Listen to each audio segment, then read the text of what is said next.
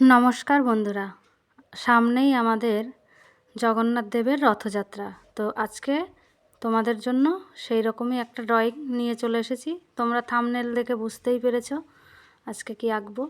তো তার জন্য সবার প্রথমে খাতার মাঝখানে লম্বালম্বিভাবে একটা উপর নিচে দাগ দিয়ে নিয়েছি। তারপরে উপর থেকে আস্তে আস্তে দেখো ছোট ছোট করে, প্রথমটা একটু ছোট, তারপরেরটা একটু বড়। আমি দেখো 7 সেন্টিমিটার মাঝখানে রেখে দুদিকেই সমানভাবে এরকম 3টে সমান্তরাল দাগ দিয়ে নিয়েছি। এবার উপরে একটা ত্রিভুজ। এবার মাঝখান দিয়ে যে দাগটা দিয়েছি তার জন্য দুপাশেই যেন সমান হয়, তাহলে দেখতে ভালো লাগবে, এই জন্য দিয়েছি। এবার দেখো উপরে একটা পতাকা বা ফ্ল্যাগ এঁকে দিয়েছি। তার নিচ দিয়ে ছোট ছোট লম্বা লম্বা খুঁটি এঁকে দিচ্ছি। এবার নিচের যে বেসটা এঁকেছিলাম তার উপরে ছোট ছোট রথের মতোই দেখতে দুটো এঁকে দেব, যেমন আমরা দেখেই রথের দুপাশে থাকে। এই যে তার জন্য আবার একটা বক্স করলাম এবং তার উপরে আবার একটা ত্রিভুজ এঁকে দেব। এই যে তার উপরে আবার একটা পতাকা দিয়ে দেবো ছোট্ট। এই যে এবার আস্তে আস্তে এটা রথের মতন মনে হচ্ছে। এবার সব থেকে নিচে যে দাগটা দেবো সেটা সবার থেকে বড় হবে, কারণ ওখানে আমাদের 3 ভাই বোন বলরাম, সুভদ্রা ও জগন্নাথ বসে থাকবে, সেই জন্য একটা বড় হবে। এই দেখো একটু বড় হয়েছে। এবার আমি যে মাঝখানে দাগটা দিয়েছিলাম সেখান থেকে দুদিকেই সমান করে রথের মাঝখানে যেমন থাকে ঘরের মতো দেখতে, সেগুলো আমি এঁকে দিচ্ছি। তো তার জন্য এই যে আস্তে আস্তে তোমরা দেখলে বুঝতে পারবে। এই যে আস্তে আস্তে এইভাবে দাগ দিয়ে তোমরা এটা নিজে হাতেও করতে পারো, দাগগুলো সমান হলে দেখতে ভালো লাগবে। এই দেখো এইভাবে এঁকেছি। তো বন্ধুরা, আমার চ্যানেলটিকে এখনও যারা সাবস্ক্রাইব করোনি তারা অবশ্যই সাবস্ক্রাইব করে নেবে এরকম সুন্দর সুন্দর ভিডিও দেখার জন্য। এবার সব থেকে নিচে এবার আমরা আসল কাজটা করব। তো এই জন্য 3টে দাগ দিলাম। এবার প্রথমে আমি মাঝখানে সুভদ্রা থাকে, তাই সুভদ্রার মুখটা এঁকে নিলাম। এবার এদিকে আমি জগন্নাথকে এঁকেছি, এবার এপাশে আমি বলরামকে আঁকবো। তো এরকম মুখের শেপটা তোমরা করে নেবে। এখানে আস্তে আস্তে তোমরা মনোযোগ দিয়ে দেখবে, এক একজনের এক এক রকম হয়েছে এখানে। এই দেখো এই যে চোখটা এঁকে দিলাম, এবার ঠোঁট এবং নাক এবং কপালে একটা ফোঁটা এঁকে দেবো। এবার মাথার উপরে একটা মুকুট, যেমন আমরা দেখি বলরাম সুভদ্রা। তো এই নিয়ে একটা কাহিনীও আছে। স্বয়ং বিশ্বকর্মা নাকি এই মূর্তি তৈরি করছিলেন, তো বলেছিলেন যতদিন আমি দরজা নিজে থেকে না খুলবো কেউ খুলবে না। এবার রাজামশাই অস্থির হয়ে আর সহ্য করতে দেরি করতে না পেরে দরজা খুলে দিয়েছিলেন। তো সেই জন্য বিশ্বকর্মা এই রকম রেখেই চলে গেছিলেন। তো সেই থেকে এরকম মূর্তিরই পুজো করা হয়। দেখো এবার জগন্নাথের চোখটা অন্য রকম হবে। এই যে জগন্নাথের চোখ, নাক, টিপ। এবার মাথার মুকুটটা এঁকে দেবো এবং হাতগুলো এরকম গোল গোল হয়। তো আমি পেন্সিল দিয়ে করেছি, যখন কালার করব তখন অন্য কিছুর সাহায্যও তোমরা নিতে পারো। এবার জামা এঁকে দিলাম, এবার চোখের মাঝখানে এই যে। এবার সবার শেষে দাদা বলরামকে আঁকবো। এই দেখো বলরামের চোখটা আবার অন্য রকম। এগুলো আস্তে আস্তে মনে করে করে আঁকতে হবে এবং কালার করার সময় 3 জনের মুখের রং কিন্তু আলাদা হয়, সেটা মনে রাখতে হবে। তো তোমরা পুরীতে কে কে গেছো অবশ্যই কমেন্ট করে জানাবে, এবং রথে তোমরা কে কে রথ নিয়ে রাস্তায় ঘোরো সেটাও জানাবে। আর ভিডিওটি শেষ পর্যন্ত দেখার সবাইকে অনুরোধ করলাম, এবং আমার চ্যানেলটিকে অবশ্যই সাবস্ক্রাইব করারও অনুরোধ রইল। এবার দেখো রথের চাকাটা আমি কম্পাসের সাহায্যে এঁকেছি। তোমাদের কাছে যদি গোল কোনো পয়সা বা অন্য কিছু থাকে সেটা দিয়েও তোমরা আঁকতে পারো। এই দেখো এইভাবে আমি রথের চাকাটা এঁকে নিয়েছি। তারপরে চাকার মাঝখানে একটু সুন্দর গোল করে দেব, দুপাশেই এরকম সুন্দর একটু গোল করে দেব। তারপরে আবার চাকায় যেমন দাগ থাকে এরকম, হ্যাঁ এইভাবে দাগগুলো করে দিয়েছি। তো এইভাবে স্কেচ হয়ে গেলে তারপরে আমি কালার করব। তো বন্ধুরা, তোমাদের কাছে পেন্সিল কালার থাকলে পেন্সিল কালার দিয়ে করলে খুবই সুন্দর হবে, আর অন্য কালার থাকলে সেটা দিয়েও করতে পারো, কোনো অসুবিধা নেই।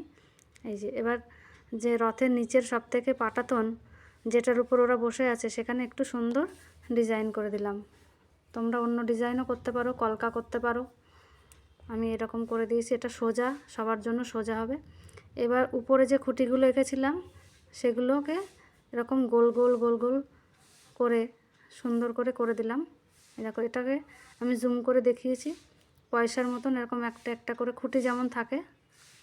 এবার এপাশেও করে দেবো, তোমরা আস্তে আস্তে করবে। এই যে সবগুলো করে দিয়েছি। এবার দেখো আমি এখানে কালো রঙের একটা বল পেন দিয়ে এরকম করেছি, তোমরা স্কেচ পেন দিয়েও করতে পারো। তো এটা হয়ে গেলে তারপরে কালার করব। তো এটা আস্তে আস্তে করবে, একটু উল্টো পাল্টা হয়ে গেলে কিন্তু আর মুছতে পারবে না।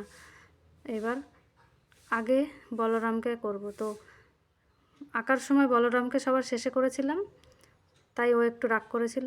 এবার ওকে আগে করছি। এই দেখো, তো এইগুলো করার সময় আস্তে আস্তে করতে হবে।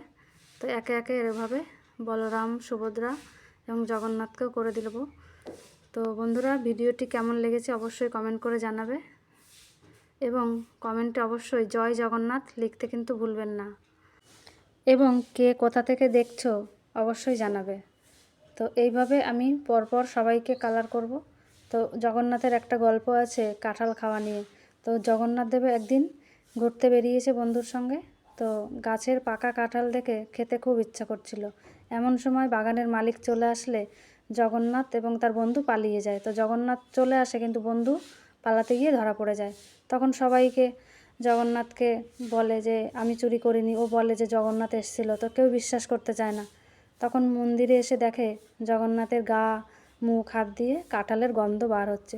তো তখন সবাই বিশ্বাস করে নেয় যে ওর সঙ্গে জগন্নাথও ছিল।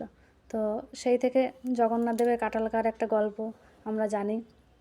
এরকম আরও অনেক ছোট ছোট গল্প আমরা জগন্নাথ দেবের জানি।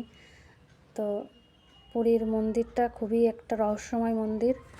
তো এই দেখো আমি বলেছিলাম যে এটা অন্য কিছু দিয়ে করলে সোজা হবে। তো এই দেখো আমি এইভাবে, তোমাদের কাছে যদি ছোট কিছু থাকে এরকম তাহলে করে নেবে তার সাহায্যে। এবার জগন্নাথ দেব সবার লাস্টে করলাম। তো এইভাবে আস্তে আস্তে কালো রং দিয়ে করলে যখন আমরা কালার করব তখন দেখতে খুব সুন্দর লাগবে। এই যে কালো রং দিয়ে করা হয়ে গেছে, এইবার রং করার পালা। তো পতাকা সবসময় লাল রঙেরই হয়, বেশিরভাগ অন্যান্য কালারও হয়। তো আমি এটা লাল রং করেছি। এবার উপর থেকে আস্তে আস্তে কালার করতে করতে আসবো। তো উপরে প্রথমে লাল রঙের বর্ডার দিয়ে, তারপরে মাঝখানে একটু অরেঞ্জ, এবং পুনরায় আবার লাল রং দিয়ে করেছি।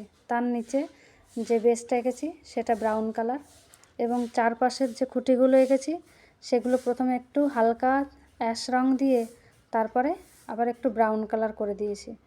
তো খুঁটিগুলো সাধারণত এরকম ব্রাউন কালারই হয়। এই যে এরকম ব্রাউন কালার করে দিয়েছি। তারপরে উপরের একদম ছোট যে রথের দোতলা তিনতলা আছে সেটাকে আমি কালার করলাম। তারপর মাঝখানে হলুদ। তো তোমরা তোমাদের পছন্দ অনুযায়ী রথটাকে সাজাতেও পারো। আমি এইভাবে করেছি। তো রং করার সময় একটু তাড়াতাড়ি করেছি, ভিডিওটা অনেক বড় হয়ে যাবে বলে তোমাদের সুবিধার জন্য। এবার দেখো এইভাবে আস্তে আস্তে কালার করতে করতে সবার শেষে নিচের দিকে কালার করব। তাহলে আগে নিচের দিকে করলে হাতে বোঝা যায় না, হাতে লেগে যেতে পারে। উপর থেকে করলে তোমরা সুন্দরভাবে দেখতে পারবে। এই যে এবার পরের বেসটা আমি লাল রং করে দিলাম।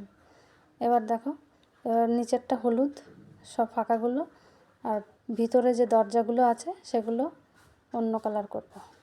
তো হলুদ রং হয়ে গেছে। এবার অরেঞ্জ এবং যে পার্পেল করেছিলাম সেটাকে আমি এটাকে মিশিয়ে দেব।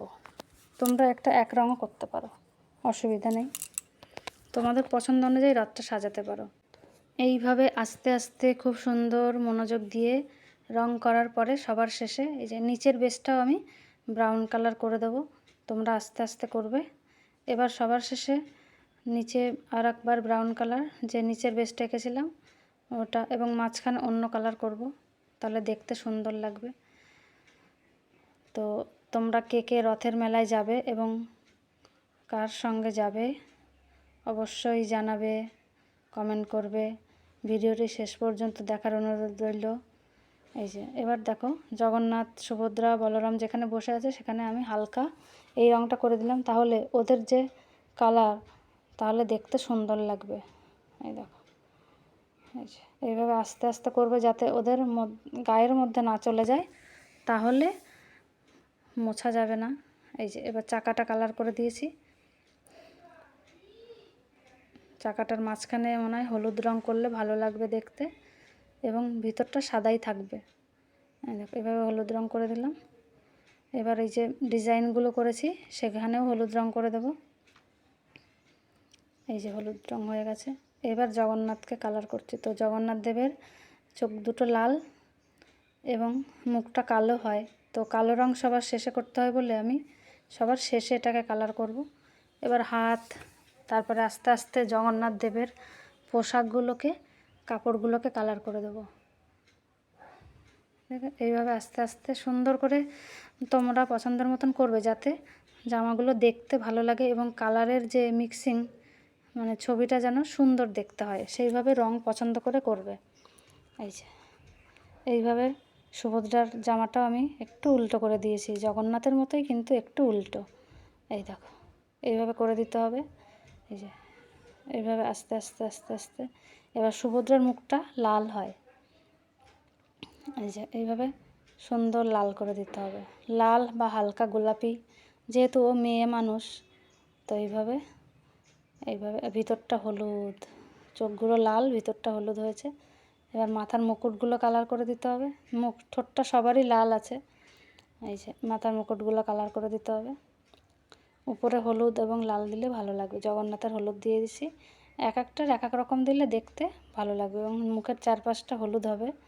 এই যে এবার আমি দাদা বলরামের কালার, বলরাম এবং জগন্নাথ দেবের মুখটা চারপাশে হলুদ হবে এবং ভিতরের কালারটা অন্যরকম হবে।